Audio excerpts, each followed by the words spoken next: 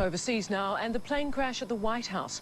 American investigators are trying to find out why the Secret Service was not warned of the plane's approach.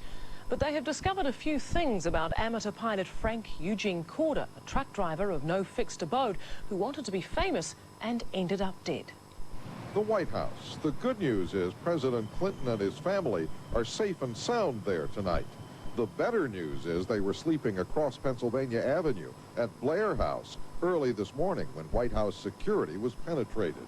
This morning's events began with the theft of a Cessna airplane from a small airport north of Baltimore, about 60 miles northeast of Washington.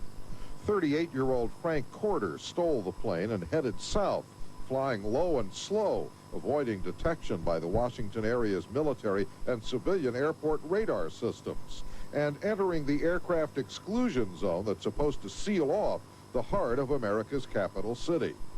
Corder flew south along 17th Street, just above treetop level, buzzing Blair House, before hooking a J-turn near the Washington Monument and descending directly over formal gardens and temporary bleachers onto the White House south lawn.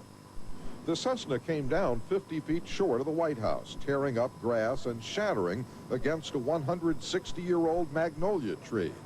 Bits of the plane scratched White House walls, cracked a window, and came to rest just 2 floors below the presidential bedroom. The official records of Eugene Corder show no signs of terrorist intent.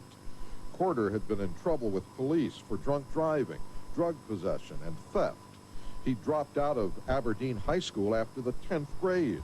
His Army career lasted just 9 months, and his attempts to learn to fly at Harford County Airport were shot down by his instructor, Joe Kesser, who'd been warned Corder had a drug problem. He talked far out. He was a man that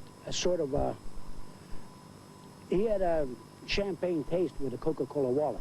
Corder's brother John said Frank had been upset by the recent death of their father and the breakup of his marriage. We're kind of sorry, you know, he hit the White House, you know. It's kind of a dramatic way to do things.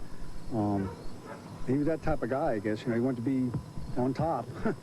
I guess he went out on top. John Corder remembered something else about his brother, which may be a clue to what happened this morning. One time he mentioned about the guy that landed in Red Square, you know, how that guy made a big name for himself and everything, landing in Red Square in the Kremlin.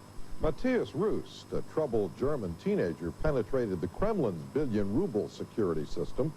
Frank Corder's terrorist credentials are no better, but he too has forced all the world's security experts to confront the uncomfortable fact: no president, no White House can ever be perfectly protected. I'm Dave Marash for Nightline in Washington.